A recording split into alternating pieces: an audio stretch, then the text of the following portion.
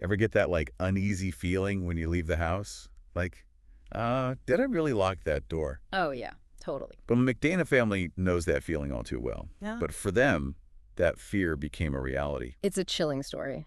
A home invasion, a desperate fight for survival, and a serial killer who targeted unlocked doors.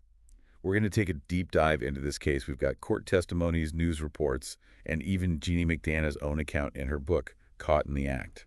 It's fascinating how this whole case unfolds. You start with this one horrifying incident, and it just spirals outward, like dominoes. Yeah, exactly. Each new piece of the puzzle reveals a bigger, darker picture than anyone could have imagined. Exactly. So let's set the scene. July 2007, a seemingly normal Sunday night in Chelmsford, Massachusetts.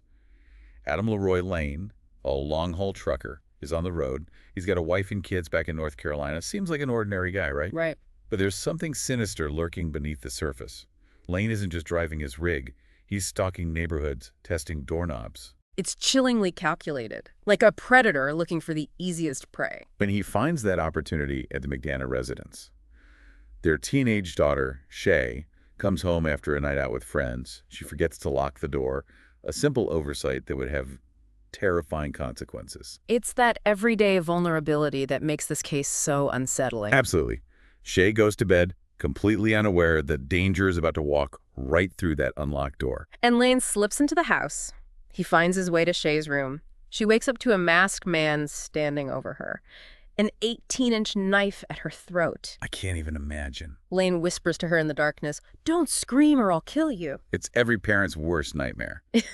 But Shay, in that moment, she fights back. Her struggle alerts her parents, Kevin and Jeannie. And they burst into the room, confronted by this terrifying scene. It's just pure instinct, right? Protecting your child at all costs. Absolutely. And Kevin, he's a former high school wrestler. He tackles Lane, gets him in a chokehold. Huh. And meanwhile, Jeannie, in an act of just unbelievable bravery, she grabs the knife blade with her bare hand, Oh my God. tries to disarm him. It's amazing what adrenaline can do in those moments. Yeah. They manage to hold Lane down until the police arrive. But it wasn't without a cost. Jeannie suffered a severe hand injury. A testament to her courage. And then they make another chilling discovery.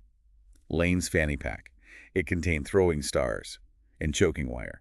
Those items are so disturbing. They point to something more than just a random act, like there was premeditation. Right. The police knew they had to dig deeper. Mhm. Detective George Tiros, the lead investigator, he had this hunch that this wasn't Lane's first attack. So he does something really smart. He contacts other states, shares information about Lane, about the attack. It was a brilliant move, and it underscores how important communication is in law enforcement, especially with these, potential serial offenders. Absolutely. And that's where another piece of this puzzle falls into place. Hundreds of miles away in Bloomsbury, New Jersey, Detective Jeff Noble had been working on a seemingly random murder. 38-year-old Monica Mazzaro found stabbed to death in her own home. It's a quiet town. People felt safe there, so this murder just completely shook the community. It was a real mystery, too. No apparent motive, Yeah. no forced entry. Monica was well-liked, no known enemies, A total dead end for Detective Noble, it seemed. until that call came in from Massachusetts. Right. They asked Detective Noble, hey, could you check if Lane was possibly in New Jersey around the time of Monica's murder? Mm-hmm. And what do they find? A receipt from a truck stop in Bloomsbury, dated the day before Monica's body was discovered. Wow. It was the break they needed in the case, a direct link between Lane and the town where Monica was murdered. So what happens next? Detective Noble, he gets Lane in for questioning, hoping for a confession, and he gets one. But the first words out of Lane's mouth are pretty chilling. He says, "This is going to kill my family." He admits to killing Monica, describes how he walked the neighborhood, testing doors, just like in Massachusetts. It's terrifying to think that someone could do something so horrific, so seemingly random. Yeah. And to make it even more complex, Lane insists that it wasn't about sexual assault. Right. And that just adds another layer to the mystery of his motives. Absolutely. But we're just scratching the surface here. Remember Detective Tiros, the one who reached out to other states? Well, his persistence pays off. They find a connection to another unsolved case, this time in Pennsylvania. Yeah, 18 days before that attack on the McDana family, a woman named Darlene Ewald was murdered, brutally stabbed in her own backyard. Oh my God. And get this, she was on the phone with a friend when it happened. That's awful. Her husband, Todd, He finds her body. Yeah. And, well, if you can imagine, instantly becomes the prime suspect. It's just a horrific situation all around. To lose your wife in such a violent way and then be accused of her murder. The pressure on him must have been immense. He maintained his innocence the whole time. But he failed a polygraph test. And unfortunately, that just fueled the public suspicion even more. It's important to remember that those tests aren't foolproof. They measure things like heart rate, blood pressure, things that can be easily influenced by stress. Exactly. I mean, think about the trauma of finding your wife murdered, plus the added stress of everyone thinking you did it. It all plays a role. So while polygraphs can be useful, they're not a guarantee of guilt or innocence. Absolutely. And in Todd's case, it seems like it was a big misunderstanding. But the truth eventually came out, thanks to Detective Noble and that evidence from the McDana attack. Right. They send those knives found in Lane's possession for DNA testing, and the results come back. Yeah. It's a match. They find Monica Mazzaro's DNA and Darlene Ewald's. So not only did this connect Lane to both murders, but it also cleared Todd Ewald's name. Exactly. It's bittersweet, though. The Ewald family found out about Todd's exoneration from the news, not from the authorities. That's just, it's just awful. It highlights the complexities of the justice system. Sometimes the focus on finding the truth can overshadow the human impact of these cases. Yeah, it's something to think about for sure. But the story doesn't end there. The DNA evidence wasn't finished revealing its secrets. Right. It linked Lane to another attack, just days after Darlene Ewald's murder. Same area, Pennsylvania. Another one. Yeah. A woman named Patricia Brooks. She was at home when a man fitting Lane's description attacked her. Oh, no. But this time, something was different.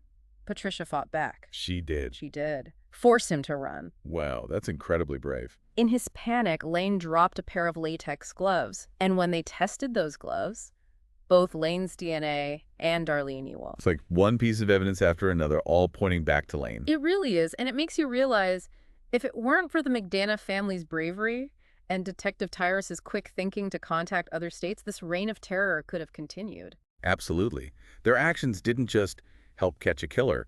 They brought closure and, this is interesting, a sense of connection to all the families impacted by these crimes. It's a really unique aspect of this case. The McDonas, the Ewalds, the Mazzaros, they found solace in each other's company. Yeah, they attended each other's trials, offered support in a way that only someone who's gone through something similar can. Exactly. And it's a powerful example of how, even in the darkest times, human connection can help us heal. And Jeannie McDana, she became a voice for the victims. She co-authored a book about her family's experience called Caught in the Act. Have you read it? Yeah, I have. It's really insightful. It goes beyond just the terror of that night and talks about the long road to recovery, the process of rebuilding their lives. It's a reminder that even after the headlines fade, the impact of these crimes continues. Right. She also talks about the bond that formed between her family and the other victims' families, especially her friendship with Nicole Ewald, Darlene's daughter. It's amazing how something so terrible can bring people together in such a profound way. Yeah, it really is.